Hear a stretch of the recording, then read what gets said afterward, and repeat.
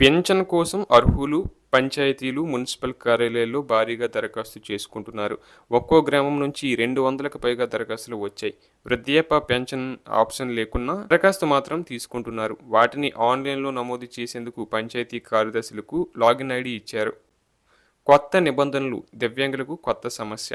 దివ్యాంగులకు సాధారణ సర్టిఫికేట్ గడువు సమస్య తలెత్తుతుంది. వారు సర్టిఫికేట్ తీసుకున్నప్పుడు కొత్త గడువును మాత్రమే నిర్దేశిస్తున్నారు. కాళ్ళు కాళ్ళు ఇతరత్ర సమస్యలపై శాశ్వత సర్టిఫికేట్ ఇవ్వడం లేదు. ప్రస్తుతం దరఖాస్తు చేసుకునేందుకు వెళ్తే సర్టిఫికేట్ గడువు తీరిందని చెబుతుండటంతో ఇబ్బంది పడుతున్నారు. వారు మళ్ళీ సదరం క్యాంపునకు వెళ్ళి వికలాంగ నిర్ధారణ పరీక్షలు చేయించుకొని సర్టిఫికేట్ పొందాల్సి ఉంది. అప్పటి వరకు దరఖాస్తు గడువు ముగుస్తుందని ఆందోళన చెందుతున్నారు. అలాగే ఆసరా పెన్షన్ పథకం కింద ప్రభుత్వం కొత్తగా పెన్షన్లు మంజూరు చేయబోతుంది. అర్హులు ఈ నెల 31వ తేదీ వరకు దరఖాస్తు చేసుకోవాలని సూచించింది. అయితే దరఖాస్తు ఫారంలో వృద్ధాప్య ఆప్షన్ ఎక్కడా లేదు.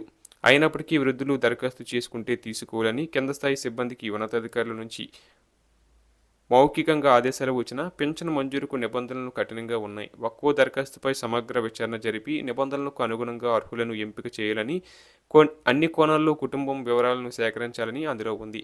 ఈ లెక్కన చాలామంది పెన్షన్కు అనర్హులుగా తేలుతారని అధికారులు అభిప్రాయపడుతున్నారు. అలాగే చేయూత పెన్షన్ కోసం వచ్చే దరఖాస్తులపై ఎంపీడీఓలు ఇతర అధికారులు సమగ్రంగా విచారిస్తారు. నిబంధనలకు అనుగుణంగా లబ్ధిదారుల కుటుంబాల వివరాలను క్రోడీకరించి అర్హులకి పెన్షన్లు మంజూరు చేస్తాం. ఈ నిబంధనలు కొత్తవేమీ కాదు, గతంలో ఉన్నవే అని డిఆర్టీఏ పీడీ రఘువరన్ తెలిపారు.